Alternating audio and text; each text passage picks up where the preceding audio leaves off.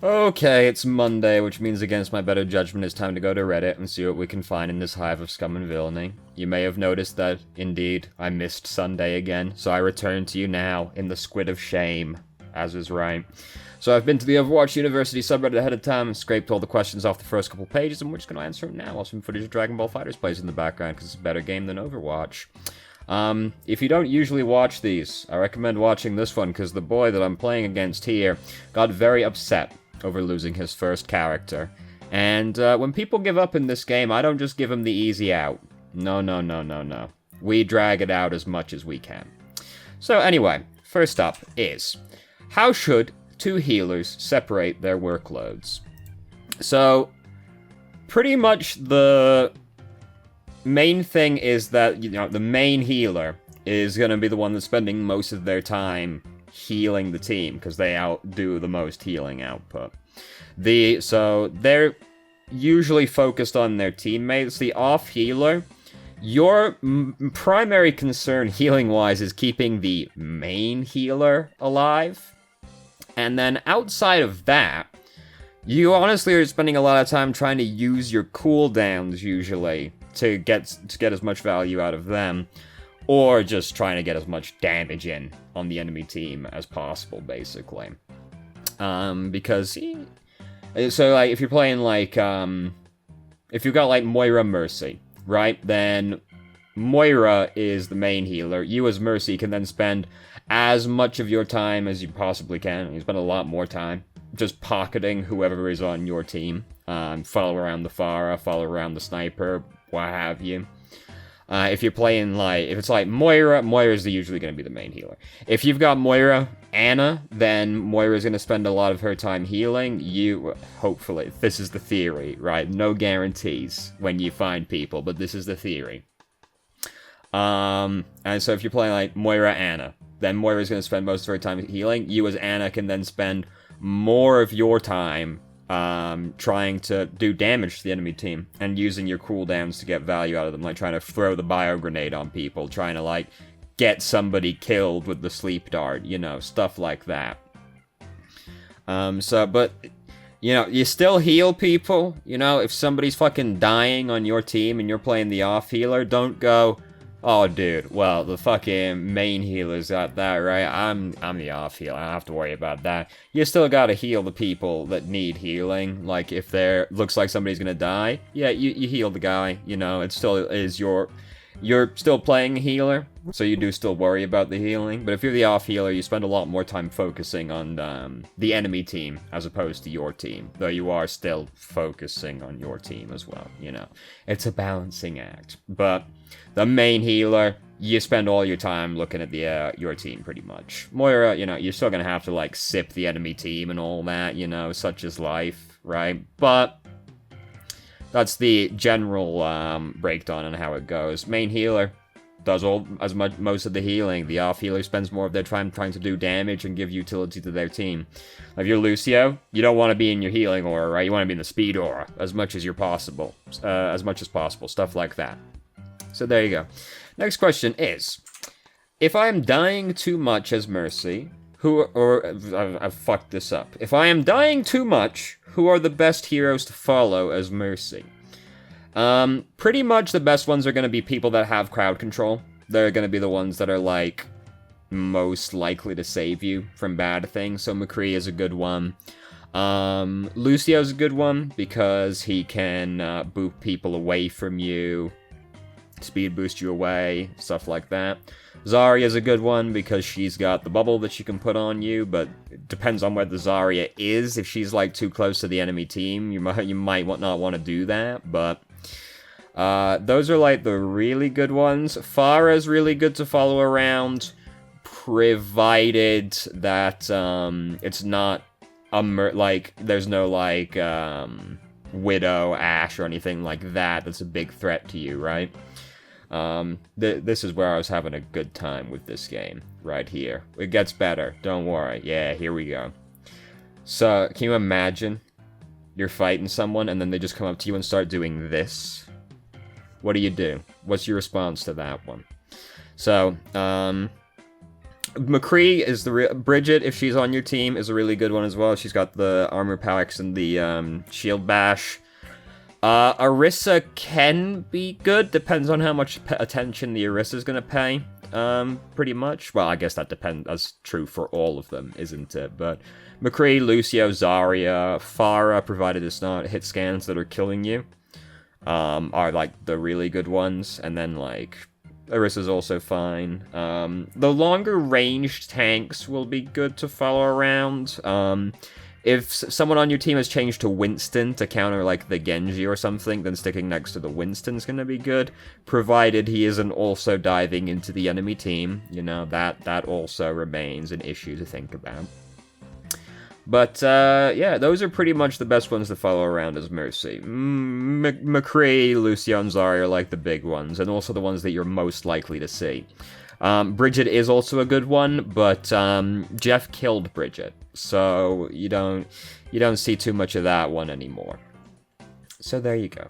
Next up is, I'll be honest with you, I included this one mostly just because I wanted to laugh at this guy. Should Rollock be removed from Grandmasters games?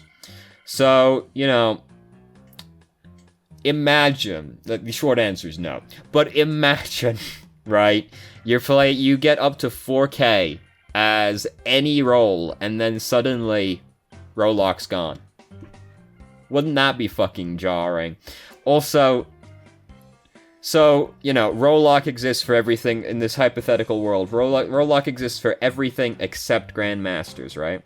So, Bronze through Masters, Rollock. You get to Grandmasters, Rollock gone. Then, you go to the Overwatch League, Rollock back again. How strange would that be? So, no.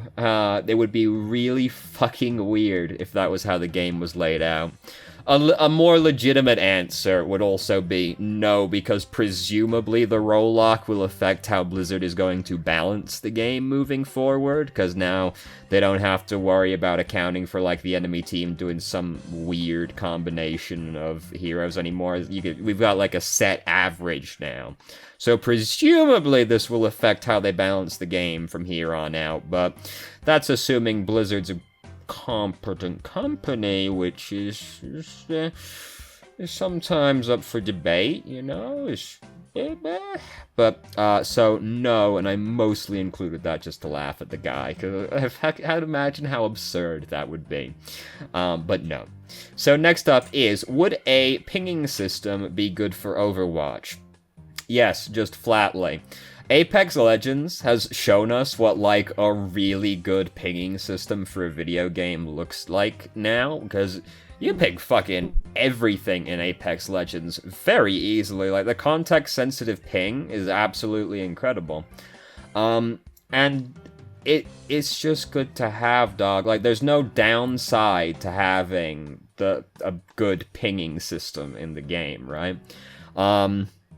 It's helpful for everyone, but it is especially helpful for people that have any kind of hearing disability, because those people are going to have more trouble, like, using voice comms and all of that as well, aren't they? So the pinging system helps them most of all, but it helps everyone, especially antisocial assholes like me. I just don't use the voice chat because I'm the problem, admittedly, right? I'm not accusing the fucking, well, alright, the Overwatch community is really bad, but I'm not saying it's all their fault. It's my fault. I'm the asshole, so I don't use the voice comms. DPS players, I encourage not to use the voice comms, particularly if you play DPS like Sombra, Widowmaker. You're gonna get a lot of shit. You always did, but now you get even more. Now you get even more than you did previously, because now the tanks and healers can't even try and take it from you, right? So now they're even saltier than they were previously. So it is also helpful for, like, those situations. Where you're an asshole, or people are assholes to you, so you don't interact with them. Both of which are very common situations in Overwatch. So yes, like, there's no reason we can't have a better pinging system, other than Blizzard just hasn't put that much effort into making a better pinging system. It would be beneficial to all parties, but I don't think it'll ever happen in at least the lifespan of this game, like when Overwatch 2 materializes one day, as the rumors have prophesized. You know, maybe then we'll get a better pinging system, but for now, this is, unlikely to happen. Even though it would be great if it was. So short answer, yes. Next up is, does Sombra need a nerd? I mean, Sombra's already kind of a nerd, right? Like, she's built her whole identity on, you know, hacking, which is a fairly nerdy activity, isn't it?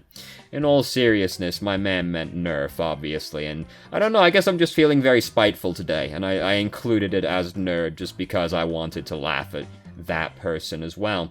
But, in all seriousness, he meant nerf. This guy was in, like, silver, I think, bronze or silver, and he was talking about how people basically just can't play against Sombra, and they lament the fact they're playing against Sombra, and pretty much give up when they see Sombra, which is not my experience. This is not what I've seen happen in lower SRs. Granted, I've spent probably less time there than, like, this guy has, so who am I to judge, right? But no, Sombra doesn't need a nerf. Sombra's always going to do better when your teammates are organized, because if there's a lot of, like, chaos going around, it's easier for Sombra to, like, pick on and bully somebody. If nobody's, like, focusing Sombra, she can get, like, more work done, basically. So that's more the issue. Like, Sombra is fine. Like, she's been nerfed already a little bit. But, you know, not overly so. The alt charge nerf that affected everybody is one of those things that affects Sombra more than most people, because she's very dependent on her ultimate, like how Genji got particularly affected by the alt charge nerf because he's an alt bot. It affects Sombra in much the same way, though less so than Genji, because Sombra has utility outside of her ultimate. Genji really is relying entirely on his ultimate. So, and then she got her hack time nerfed as well. It was only by a second, but, like, it's a noticeable difference. Like, being hacked is such a terrible experience. It's noticeable when the hack time gets reduced, to be honest, by, like, anything. So, no, she doesn't need a nerf. And also, the meta right now doesn't suit her particularly. Like, it's a lot of people at Sombra. It's not like it's completely untenable for Sombra right now, right? But it's the double shield meta, and then people like Mei, Reaper, Doomfist. No, she counters Doomfist. So, like, Mei, Reaper, Symmetra, like, plus the double shields. These are all, like, inconvenient to play against as Sombra. The double shields in particular, because it's going to make it harder for her to build her ultimate already on top of the nerf, which is going to be pretty bad for her. So, the meta doesn't suit her right now, and she already got nerfed, so, like, she's fine. She doesn't need a nerf.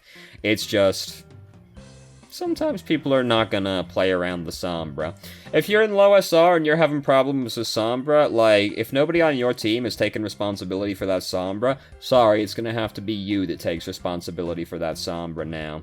Like, you're gonna have to change to somebody that can, like, try and deal with the Sombra as much as possible. So, like, McCree, if you're a tank, you get fucked, but Roadhog's, like, the best one you can pick, but, yeah, get fucked if you're a tank, pretty much. And if you're a support, you can do Moira's okay. Bridget's the good one, because you can stun her, and hopefully your teammates will help kill her. That's the theory, anyway, you know? Moira, like, you'll never die to Sombra, pretty much, as Moira. Even if she hacks you, you can still sip. That's the important thing, you know? You can't use Fade, and you can't use your Orb, but, like, you can still sip her, so she's unlikely to kill you, unless she's really good. So, you know, if you're having problems with Sombra and your SR, nobody's taking care of it, you gotta take care of it, dog, but no, she does not need a nerf. Next up is, how do I get an effective grav off on the enemy team? So, step one is have realistic expectations of what your grav is, or what your grav is gonna do. Do not go in there expecting to get the giant 6-man grav play of the game every single game. Like, getting 2 or 3 people is fine. It's also worth considering using it as a counter to specific members of the enemy team sometimes as well. So imagine they've got Genji Ana. Not exactly hard to imagine. Imagine they've got Genji Ana. It can be worth saving Graviton to get the Genji after Nanoblade happens. Particularly if you don't have a defensive ultimate. Graviton is going to be your best bet for stopping Genji in that situation, so you might consider using it purely to stop the Nanoblade in that kind of situation. Similarly, if they've got Pharmacy and you see those people go next to a corner, fucking kill them, dude. Fucking grab that corner, get the Pharmacy, kill them both. Then that win condition is also dealt with, right? So, you know, it's worth using for stuff like that. That stuff's a little bit more case-sensitive, right? You can't just, like, broadly go in assuming to do these things, but those are worth considering. But, like, just getting, like, 2-3 people is fine as far as Grav goes. You know, once you've killed, like, 2 people, you probably won the team fight, to be honest, dog. Like, it's probably good. If there's, like, somebody on the enemy team that can eat your ultimate, then you have to worry about that. The easiest way to deal with that is basically be watching the D.Va or the Sigma. Maybe the Genji. Not realistically the Genji, but, like, the D.Va, the Sigma. You watch them, and when you see D.Va use a lot of her defense matrix, then you use Grav. She also can't immediately activate it as soon as she deactivates it. So if you see D.Va holding Defense Matrix up, if she drops it, you can Grav right then, because there's a brief cooldown before she can put it back up again. And Sigma's is obviously cooldown gated, so once you see him use Kinetic Grasp, you're good to go. He doesn't have it anymore. If the D.Va's not playing ball like that, well, you can always demech D.Va. That's the easiest solution to the problem. Otherwise, you can pretty much, like, try and get in the enemy team and, like, drop it right at your feet so it spends less time in the air, but that is usually going to be a pretty big telegraph of what you're trying to do, so you know, that can be bad for a different reason, but that's another potential solution to the problem. Yeah, but realistic expectations is the biggest one, because usually people just sit on the Grav for a really long time waiting for the perfect opportunity to use the Grav. If you see an opportunity to kill, like, 2 or 3 people, particularly important people, like supports, then, or, like, you know, if they've got, like, 1 DPS that's, like, wrecking, you know, then fucking kill those guys, dude. If you kill 2 people, like, with your ultimate, that's great. Like, you probably won the fight, because assuming all other things are equal, you're now fighting 6v4, which is pretty easy to win from that position, assuming nothing else terrible is happening on your team. Otherwise, they need to get lucky to survive in such a situation. So, there you go. Like, tempered expectations is the big one, because people often just hold Grav for extremely extended periods of time. Waiting for their play of the game. Nah, dude, you only need to kill a couple people. That's good enough, really. And if that one person is really, really annoying, then just the one person is sometimes good enough as well. So there you go. Next up is, why did everyone seemingly forget how to play Rein since double shield meta began? Haha, implying people ever knew how to play Reinhardt to begin with. In all seriousness, though, it's very hard to play Reinhardt against double shield. Like, people were always bad at Reinhardt, to be honest with you. They're all, like, suicidal, and they're all much more interested in hitting the bad men with their hammer than blocking for their teammates. This is a universal thing with Reinhardt players, right? But, in all seriousness, besides that, it is hard to play Reinhardt against double shield. They're gonna wreck your shield approaching, so you have to be really careful how you approach the enemy team. And being careful is not something Reinhardt players were ever particularly good at, so now that you need to be more careful, it definitely doesn't do well for them. So it's a stacking effect, you know? People were already bad at this man, and now it's harder to play this man as well. So it's layers, you know, it's layers. Bad things upon bad things make it difficult. But yeah, you're trying to march into a fucking Sigma Orisa Symmetra as Reinhardt. It's really hard, dude. It's really hard. You've got to be extra, super, mega careful how you approach those people. And then, you know, sometimes they got the Bastion over there as well, let's be honest. A lot of the time there's a Bastion over there as well, so...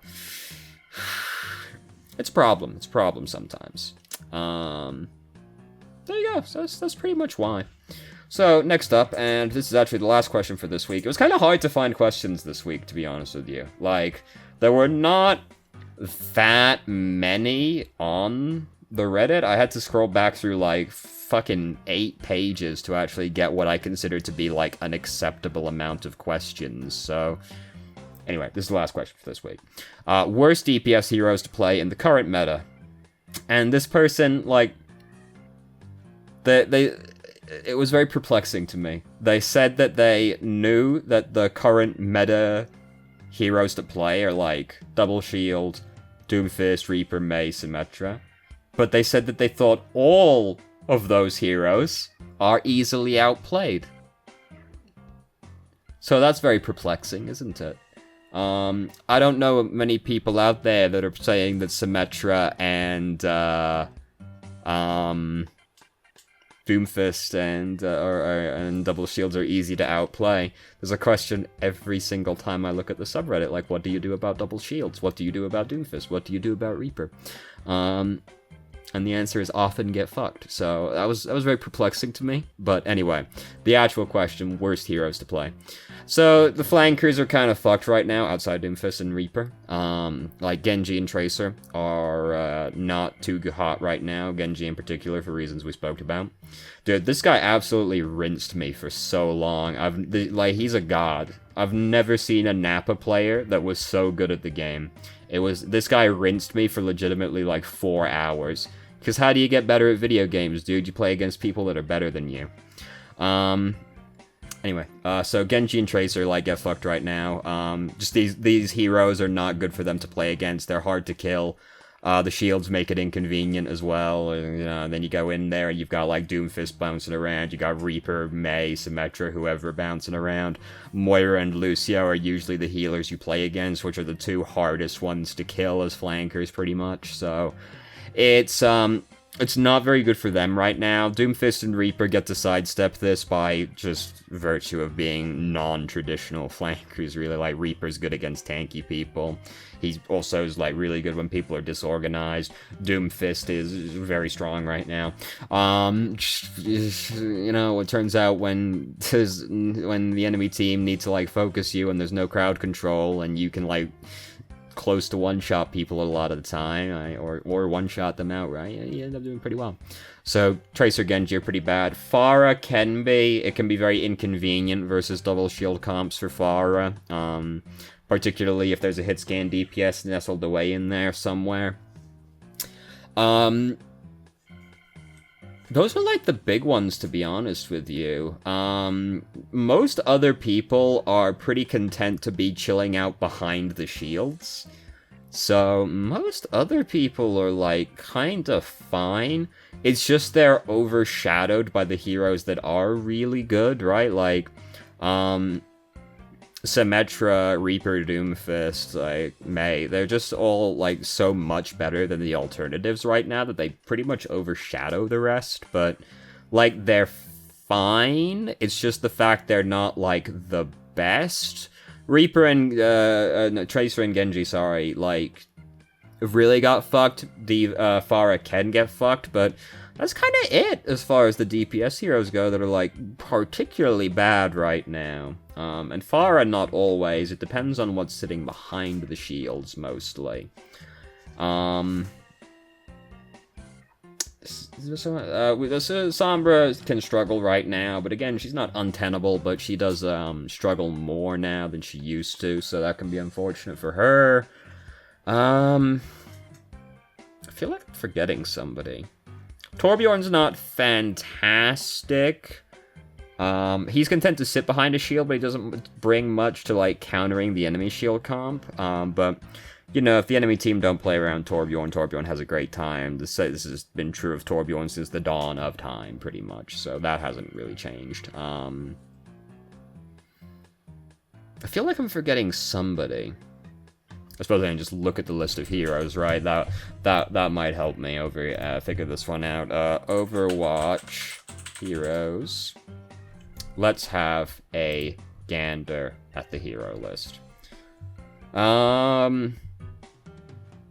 Ashe does struggle versus double shield, so do Widow, but it'll depend on the people that you're playing against, because if they're, like, going out of position still, if they're not, like, actually sticking behind their teammates and, like, playing double shield, like, you know, that's fine, and, you know, people are gonna fuck up sooner or later. Eventually somebody's gonna come out of position, right, and that's when you're gonna get the opportunity to, actually pick somebody off, which is easy to do as, like, Ashe, and, well, you know, easy to do as these heroes, because you don't need a particularly large window to, pick people off as these heroes, so, that, you know, can work out. Soldier, you know, Soldier's not been, like, great for a while, you know. Soldier's been, it's not even that Soldier's bad by himself, it's just there's better alternatives to Soldier, right? Like, McCree has kind of always just been better, and he's just overshadowed by the other hit scan DPS. He's, and like, he used to have that he was, like, the best shield breaker out of them, but he doesn't even have that anymore, because McCree is now good at breaking shields as well, so Soldier kind of doesn't have, too much going for him anymore, but this has not been a new development in Soldier Land, right? But it's kind of it for, like, the bad DPS. It's like, really Tracer and Genji. That's the problem, right? Like, they're the ones that are, like, really getting fucked right now. And that's kind of the answer to the question. So, you know, I've made the classic blunder of starting another game right as, I was finishing answering a question, so now I gotta fill space for this entire game that's playing right now. So, Gogeta came out. If you've watched for a while, you'll notice the team has changed slightly, since then. Vegito is gone, and I was playing Goku Black recently. So I was doing, after Gogeta came out, I was doing Android 21, Vegito, and then Gogeta as the anchor. The problem with that is that there's kind of no good assist on that entire game, on that entire team, and the team was already not great. I've lamented this multiple times. So, I really like Gogeta. I really like Android 21, so something had to give, and Gogeta and Vegito kind of fulfill the same, like, basic thing, so, but Gogeta's, better, basically. So Gogeta went, and I, went with Yamcha as the replacement, just because he has the best assist in the game, basically. It's kind of debatable, but he definitely has one of the best assists in the game. So, he's in there now. And he sort of suits me because he's kind of, like, easy to play, and you can kind of cheese people out with Yamcha if it really comes down to it. So, yeah, that's good for me. Gogeta is very sick, though. I've had a lot of fun playing as Gogeta. All his combos are, like, pretty easy to do, which is good for me, because I'm really bad. And he's just got a lot of stuff going for him, dude. Like, he's got really easy-to-do mix-ups. You've seen me do the one a lot of times now, where you just go light, and then he slams you on the top of the head. Because the way it goes in this game is your default is block low, and you try and react to overheads, because the lows are much faster than the overheads in this game. But Gogeta's overhead in his auto combo is, like, pretty fast, and you just kind of go for it. People won't be expecting it. He's got a command grab. That's great. He's got, like, fantastic beams. He's got really good beams. He gets to do two. There also, this is kind of a minute thing. They're his basic Ki Blast, which doesn't, you know, most people for their basic Ki Blast, they just, like, throw a little orb at you. It's his beams, which means that he gets to Super Dash right after he's used his beams, which lets you get up to some foolishness, basically. Then he's got the split into 3 people. He's only 3 images. He's only actually one of them.